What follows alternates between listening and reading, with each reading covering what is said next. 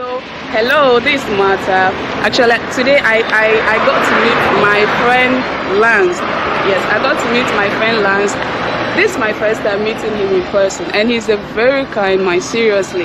I do talk with him on phone, on WhatsApp, but I've never got to meet him. But today, he's just extraordinary. He's very, anything you want to know about life, anything you want to know about just human, anything you want to know about life, please. YouTube, Telegram, Instagram, Twitter, all the social media channels, you got to find him there. He's very inspiring. He's very positive. If you want anything positive about life, please subscribe to LANCESCURV. And then every day you got to see different videos, different talks, different topics about life. See you. Welcome back, everyone, to another episode of LANCESCURV. Yes, folks thought I wasn't going to do a show today. I had such a hectic day earlier that it just pushed everything back. When I came inside, I just napped out.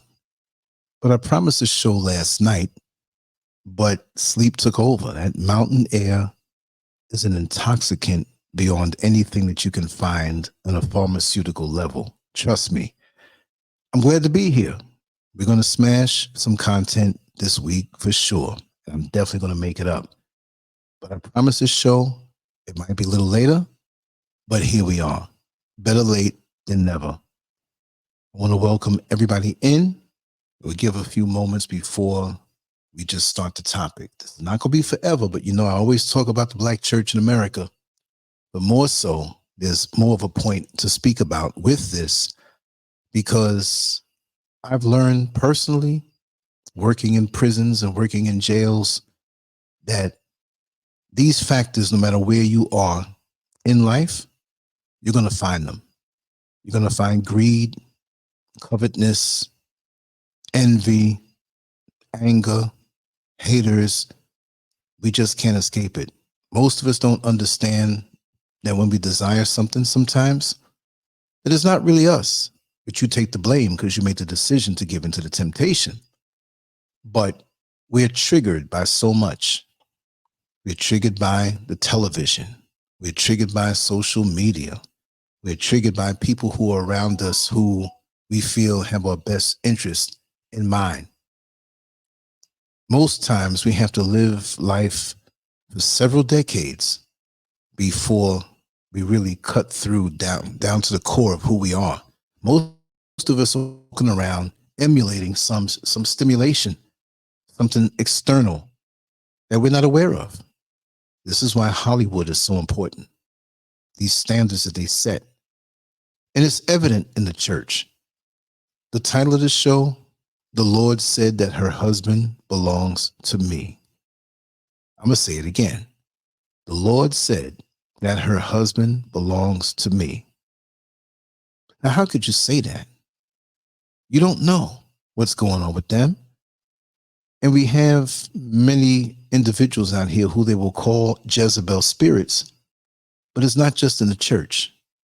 But I want to speak about this Jezebel spirit. I want to talk about, in a funny way, the buffoonery that goes on in the Black American church and beyond. Because out here in the motherland, trust me, we have mega churches that go on the same way, and even smaller ones. Now, I'm not here to trash anyone's spirituality, but spirituality and religion are two different things.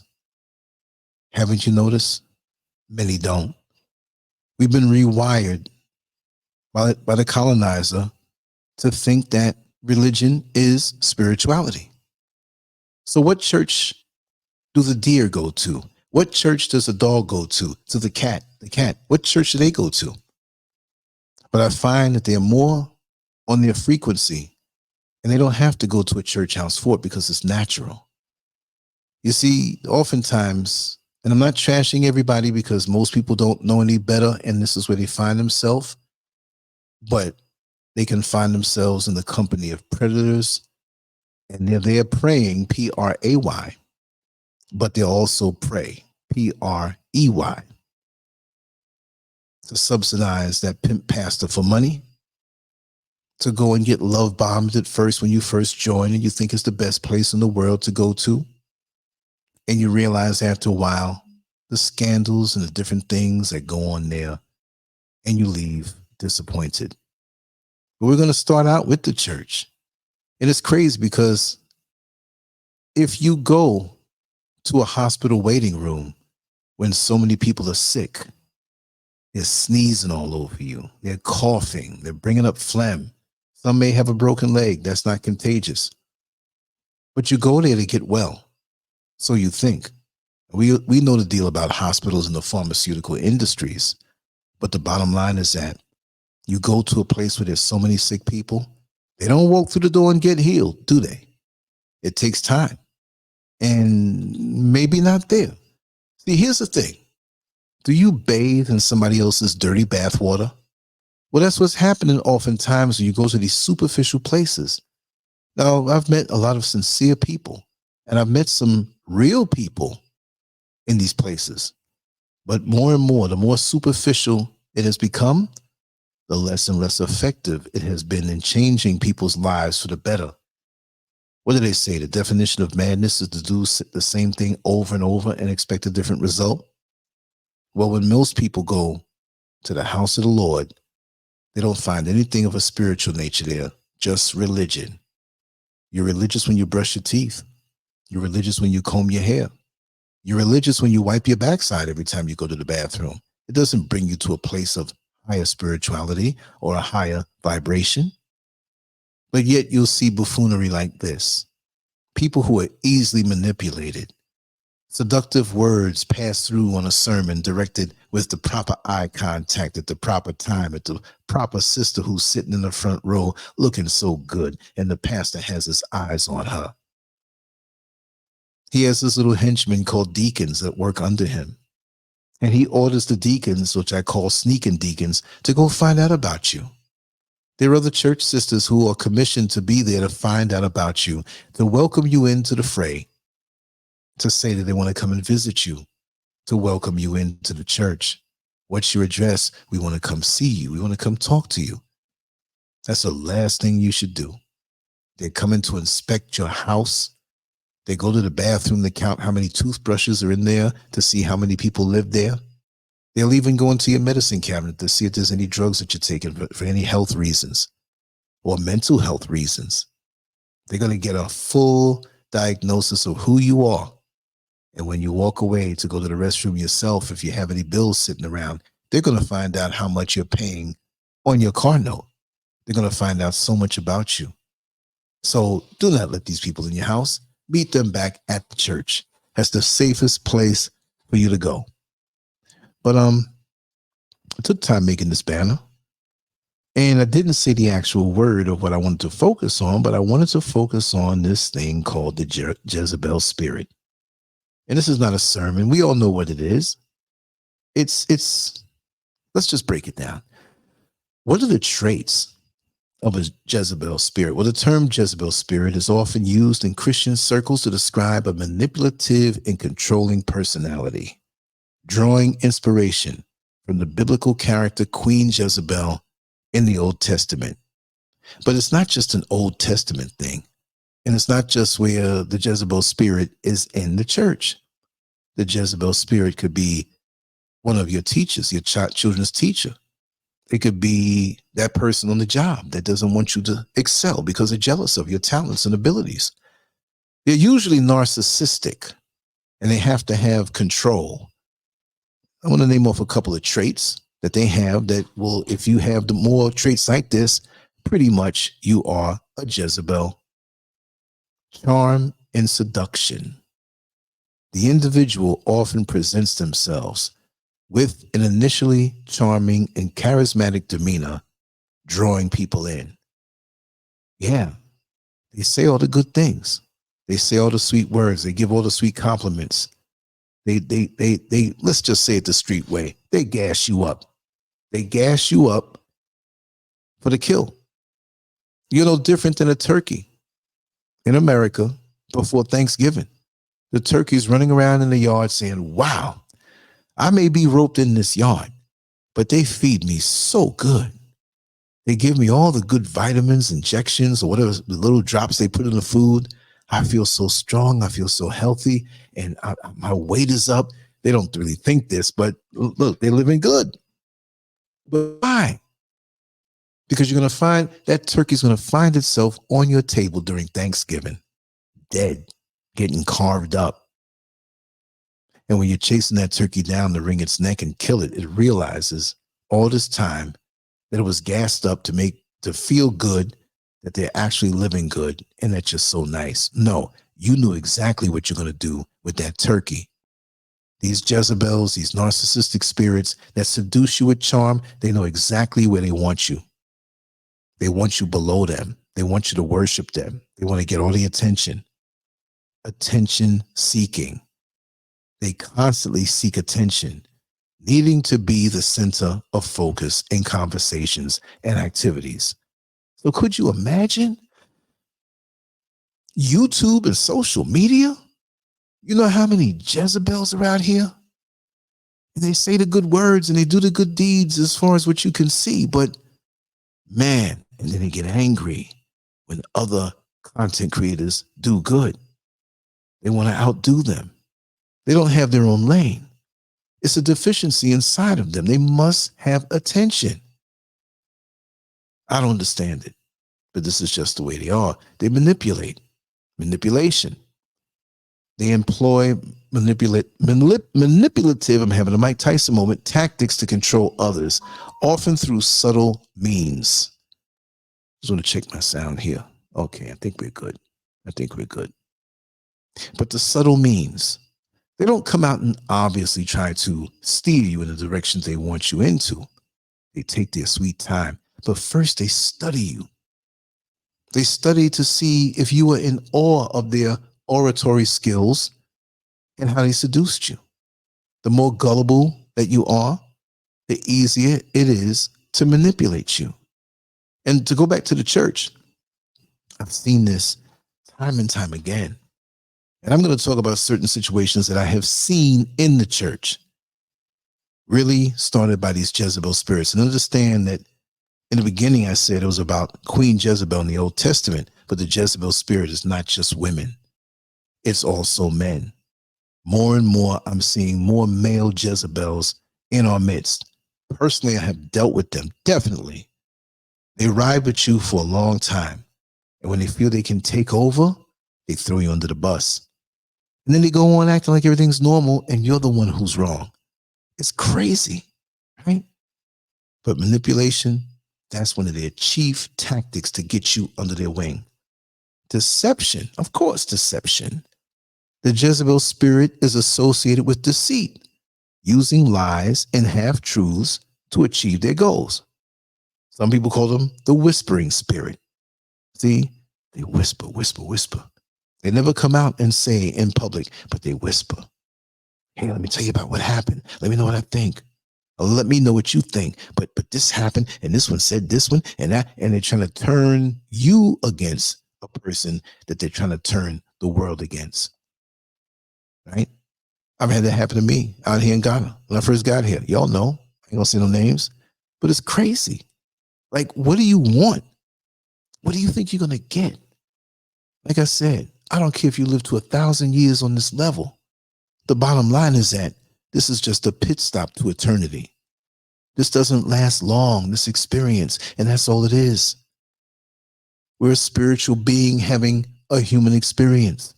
Enjoy it, make the best of it, pass the test and move on. Because this is a placement exam. This whole lifetime, yes it is, and we're allowed to make mistakes. But these people want to just rule over you and suck your life force away from you. Everything must be about them. And especially in the church, where you can get attention and you can sing real good, or you can preach real good, put the words together real good. And people are there telling you you're the man or the woman of God. Wow. The man and woman of God. Do you know what that entails? God is perfect and we're not.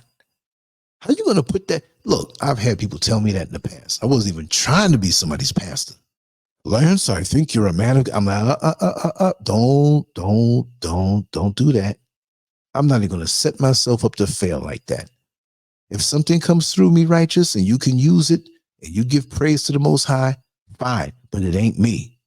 We ain't gonna play that game, because that's something that once you start and you get into that, it can be so intoxicating. You start to believe that you are the author of all that's around, and you will find people who will support you and echo those other things that people say about how great you are. And they stop looking at the word of God. I'm just saying it to be sarcastic, right? We know what the deal is with the black church, right?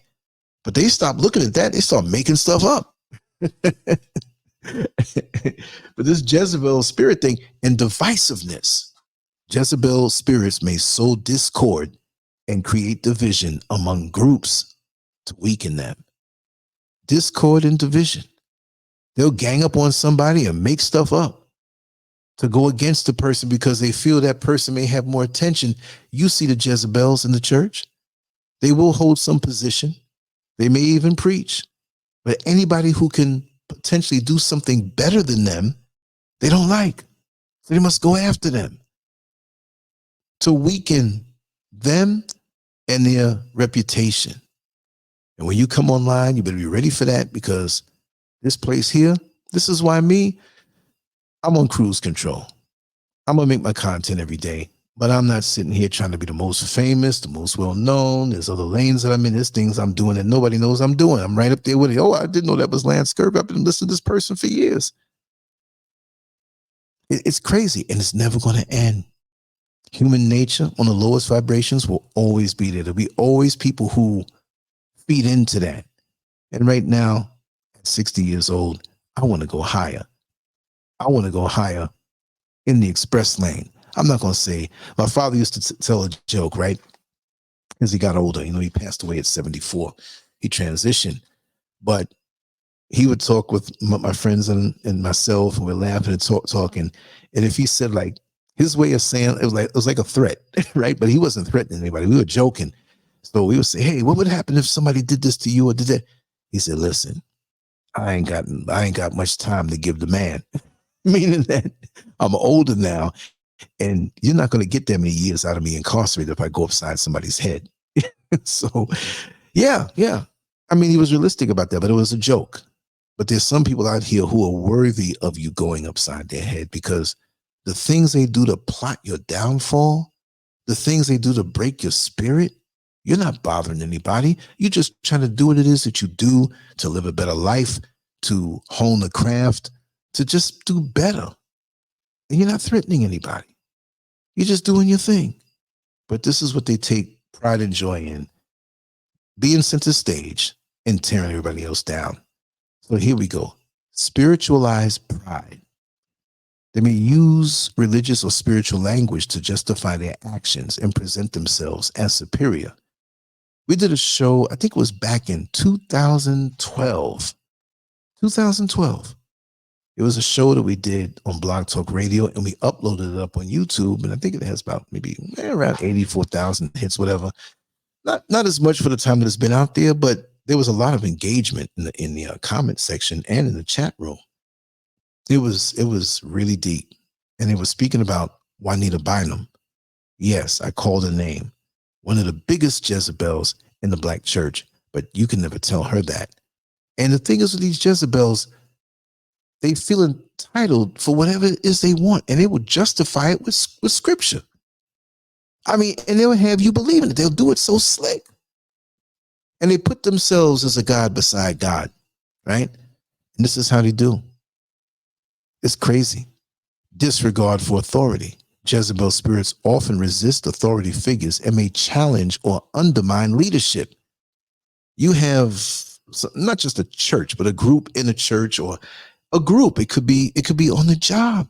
This is not just church. I want you to focus on it more so everywhere else other than the church, because we know we have it in the church. Jezebel spirits often resist authority figures and may challenge or undermine leadership.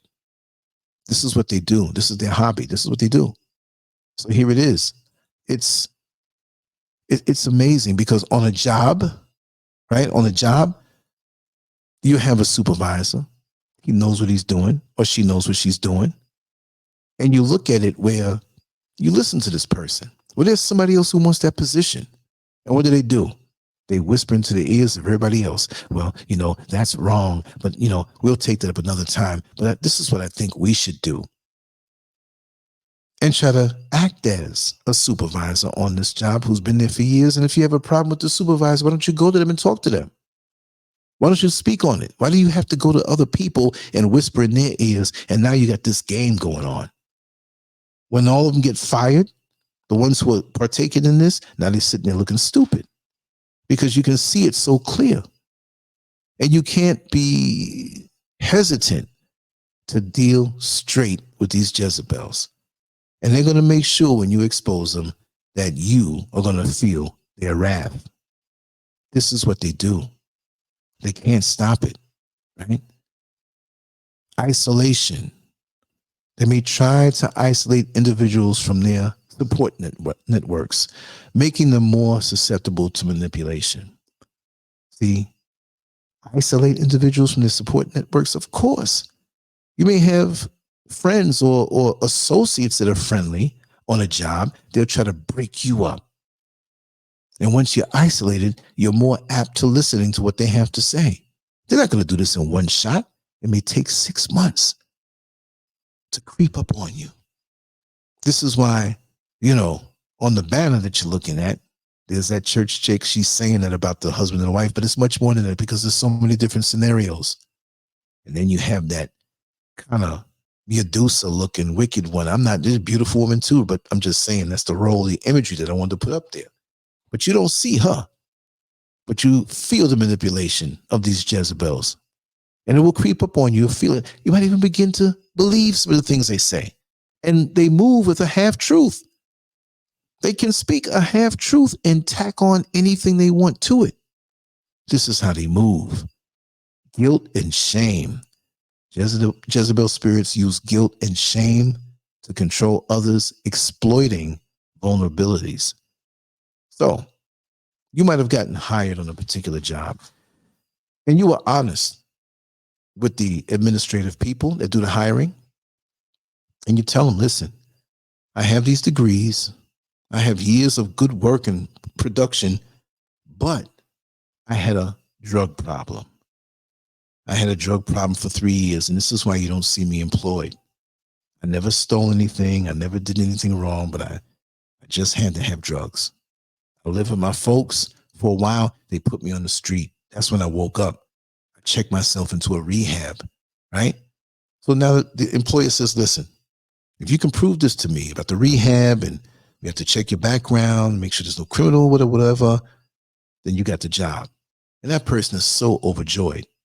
And this person is really good at what they do in a particular department. And when they do what they do, you have that Jezebel who, because of that hiring person that shared information with the other people in human resources, somebody opened their mouth. She used to smoke crack. She was a crackhead.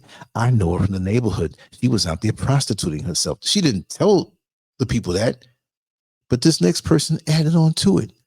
Now the Jezebel gets a hold of this information. Oh, really? And so she's so good at what she does as a threat to me. And she starts to spread the news. Guilt and shame, a tactic to make you feel less than, to make you not feel secure in pursuing a career. Now you don't know who knows your secret. You told this to one person, and maybe that one didn't tell. But the handling of the paperwork, and they see what you said, and they go run with it, and the Jezebel gets it. It's bad enough that it's common knowledge, but the Jezebel gets it and uses it as a sword to cut you down. So this is why with me, any information about me and my wild days, bring it. I'll tell you about it. I'll tell you a better story than that. You have to refuse to let a person use guilt and shame on you.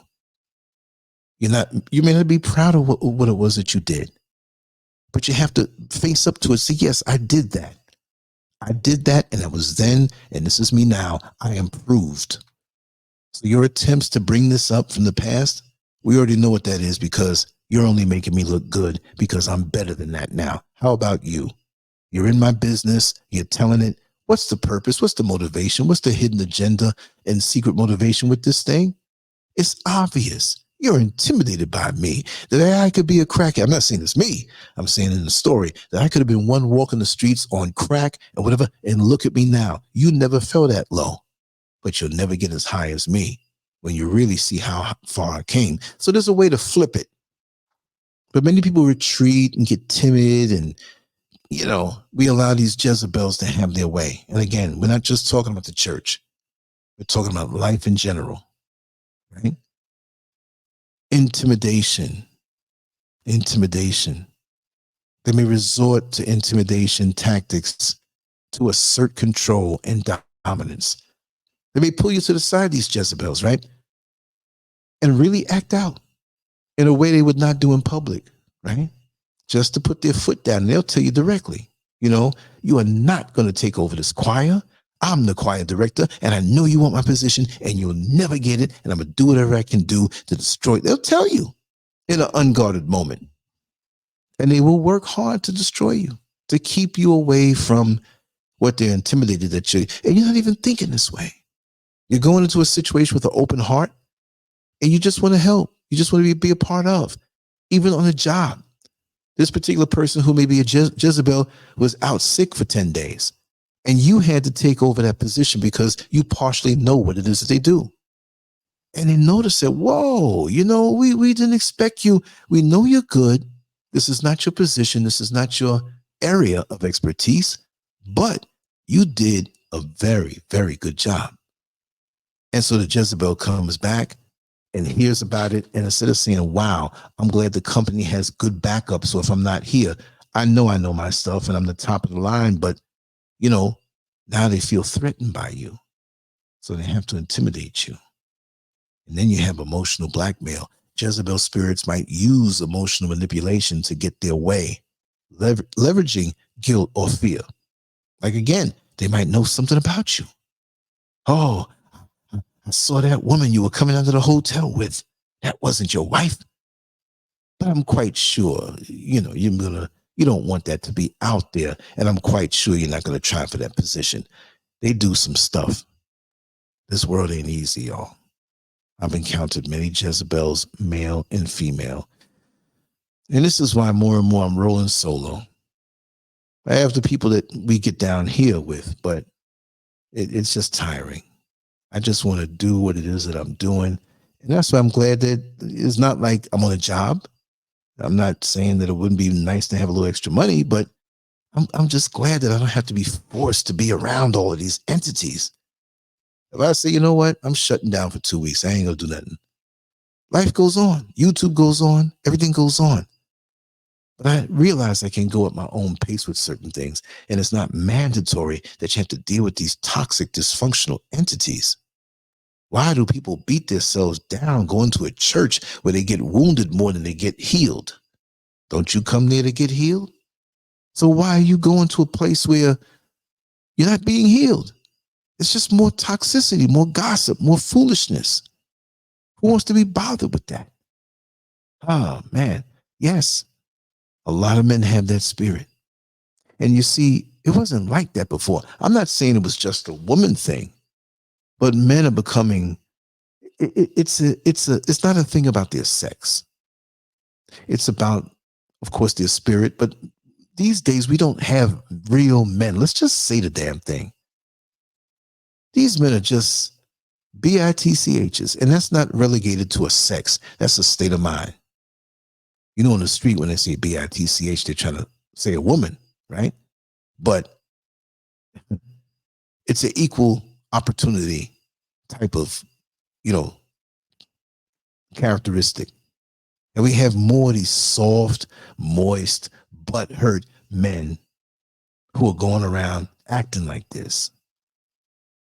Male Jezebels, worried about what the next man is doing, peeping over to the next man. What? I saw him with a woman. What is he doing? So, what do you want me to be with? Who do you want me to be around? You won't know. So if I'm around a dude, that means I'm a homo and doing something with him too? I'm not going to live my life like that. So you'll never bring no shame or guilt for what? when the world and the media and Hollywood and all these different people, oh, it's okay to do this. Dwayne Wade pushing his son to be a little girl, to chop his penis off at 18. That's sick. That's sick. But we applaud that because the media says so. And so we're like puppets, manipulated. Pastors can't talk about this stuff anymore. They'll lose that status that they have with taxes. And they can't be pastors no more. Well, tell the damn thing. Go out in the street with a bullhorn on the corner and have church right there. Forget about the brick and mortar building. You want to talk about principle. You don't want to deal with the bending down to the powers that be. Then you a punk pastor then. You a punk. You're supposed to be a rebel. Of course, you're supposed to obey the laws of the land to a point. But when you have an opinion and a perspective that can help lead people out of confusion, you can't do it. So if you can't do it, how do they say it? Shit, or get off the pot. Because you a fraud, you a punk. And you claim that, oh yes, I'm blessed and highly favored. I got the Lord behind me. Well, if you got the Lord behind you and you say this Lord is the most powerful entity in the universe, what are you doing being a punk and scared to speak your mind on what's right or what's wrong? Shoot me down as a real man because I'll never stand up as a punk. Never. I've never done that. Hey, come, let's talk. I'll tell you how it is. I'll tell you how it is. I don't care who you are. You can be the government of the United States. I don't care. I don't care. That's why probably this video will get like negative 234 hits. Not even 2. That's the way it is. Let's get back to the point. Exploitation. They exploit others for personal gain, whether it be financial, emotional, or relational. Personal gain. If they don't see any value in you, they have no purpose for you. If they do not see you bringing something to them, they have no purpose for you. And that's the thing. You can have lower level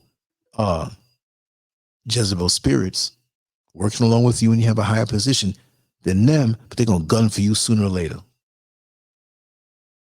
They're vipers, like a succubus, an incubus. They suck from you. They want what you have. They want power.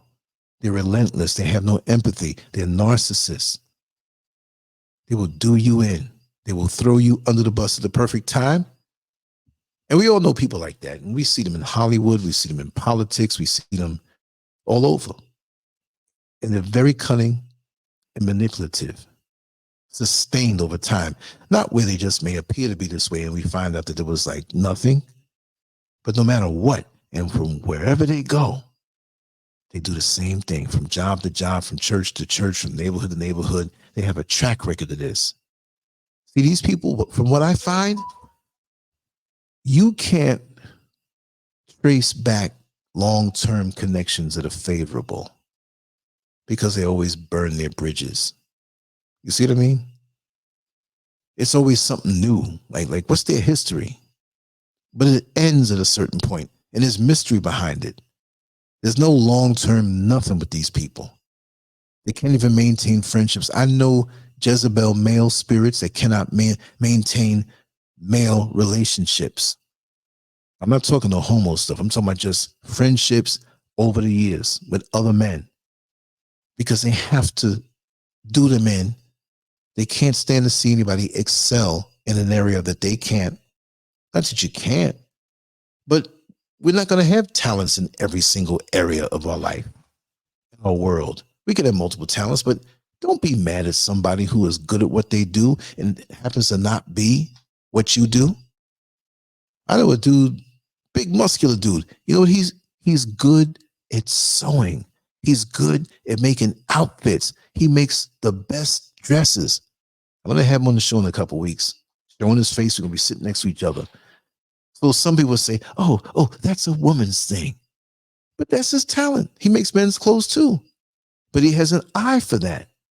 And of course, there are other people who feel that he shouldn't be. He should be somewhere in the field lifting up boxes or somewhere in a night shift, down, up, putting up stock on the shelf. But he's very talented. And some people will try to turn that against you. See? These Jezebel spirits, these narcissists also have a lack of empathy. These individuals often display a lack of empathy for the feelings and needs of others. You could be hurt emotionally. You could even be hurt physically. And you go to them for an understanding. They may not be able to help you, but when you see how they're looking at you, you realize they don't give a damn about you. No empathy. Disconnect. Disconnect. They can only act like they have empathy when they want to get next to you and get something from you. So they know how to cry on command. Not that you have to cry, but they can seem so concerned. Oh, I hope this works out all right for you. See, they're doing this because they want to get in your good favor.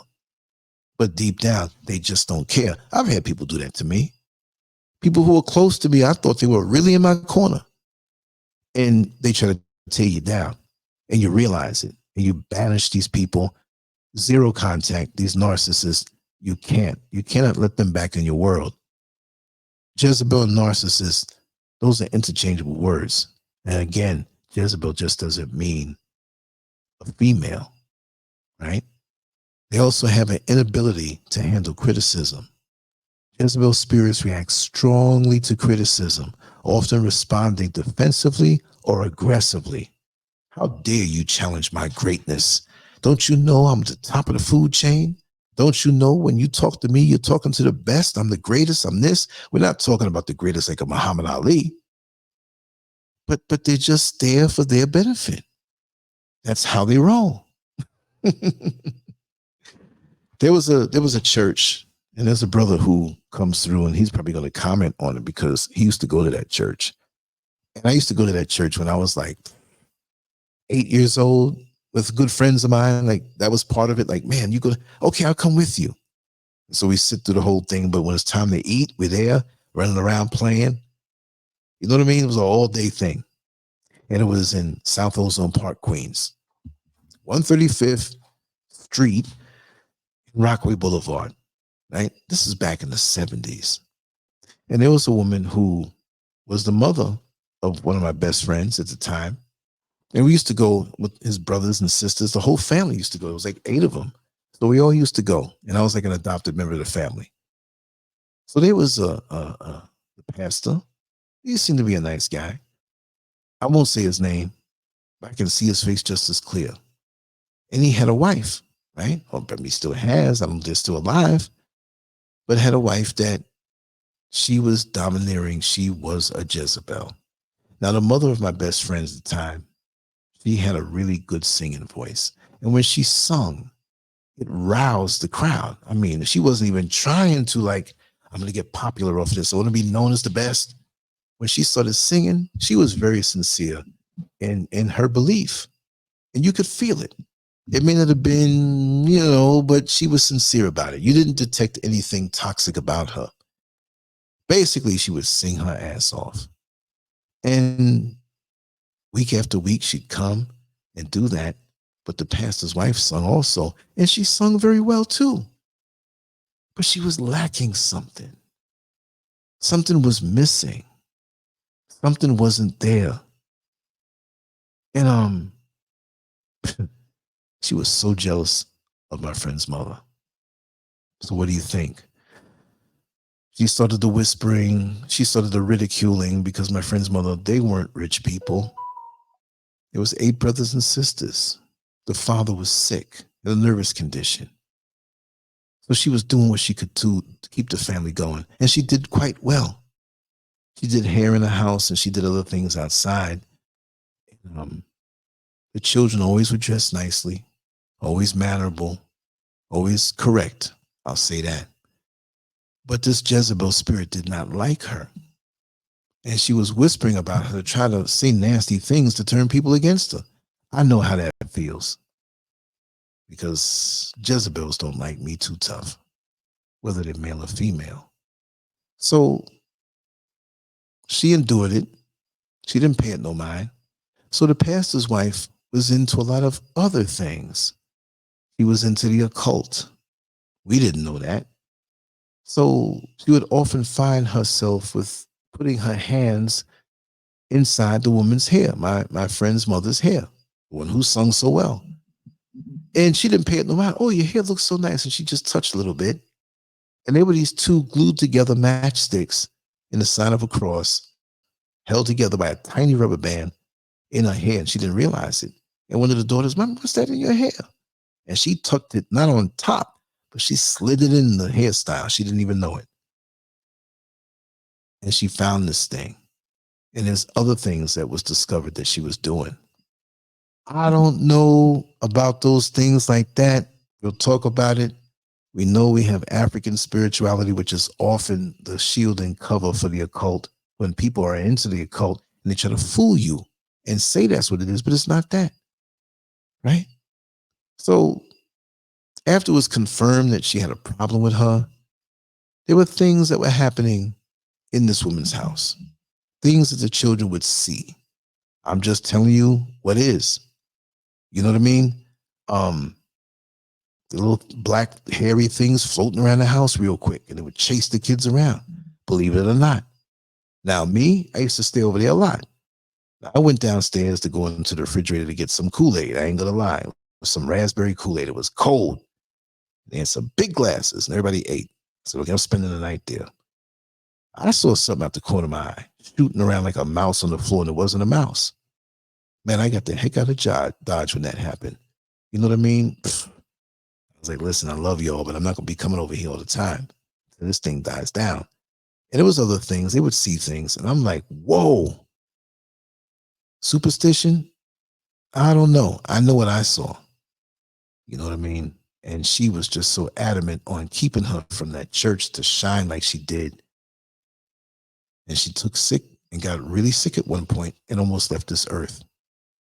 So when you have collective hate, even if it's not the hocus pocus stuff, you have these Jezebels who collectively hate you on different levels because they could be multiple Jezebels. Sometimes these Jezebels have an alliance with each other and they agree to work together before they go and destroy each other, to come against you to get you out of the loop for what they feel that you're going to get or take from them.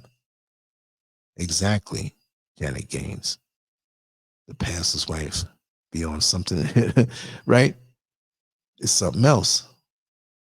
Yeah, because see, not all.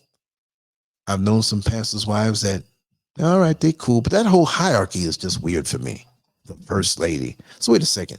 You a man and you got your wife and you're supposed to address this woman as the first lady, whether she's a Jezebel or not. First lady? Isn't your wife supposed to be the first lady? What's wrong with you? Unbelievable. So we have those who are delusional in the church. And like I said before, right, the Lord said that her husband belongs to me. It could be another member of the church. It could also be the pastor. Because we have a lot of people, and I'm not ragging black women, because we have a lot of black men who are in the church, not all, but some, but too many, who go there for help, and they end up being in a place with a bunch of sick people, forgetting about healing, right? And they join up and hook up with these people. And they get in suspended animation, stuck in the place that they're in, and they never heal and they never grow. You go in some of these churches, and it's really a family affair, or a bunch of cliques that you can't permeate and get into, and they eyeball you, and you're an outsider. And only if you can do something for them that they'll let you in. But this woman who said, the Lord said her husband belongs to me, they will go beyond all logic. They'll find scriptures to support them, right? Well, she's not treating him right in the bedroom. So I'm going to be the one to give it to him because I'm really the wife. You got women who are jealous of the wife. You got wives who are jealous of an innocent woman who's in the church because she might be a little more attractive, a little more shapely. The husband's not paying her no mind, but she's looking at her like a threat. So she's coming to the church innocent, and you try to tear her down, and she doesn't know why. You treated her nice at first. You see, this is why we have so many different things in these different weirdo, supposedly spiritual hierarchies, which are just religious circus. That's what it is. Please, don't put yourself in that position. Don't do it. You know, I'm going to wrap this down. I know it's only 45 minutes and I try to get an hour in. My throat's dry. I had a long day, but I'm going to be in all day tomorrow and probably will do a part 2 on this. I use the same banner, boom, and put part 2 so we don't cut it short too much. But the way my throat is, I'm thirsty, y'all. And up here it was a little humid and I lost a little bit of water.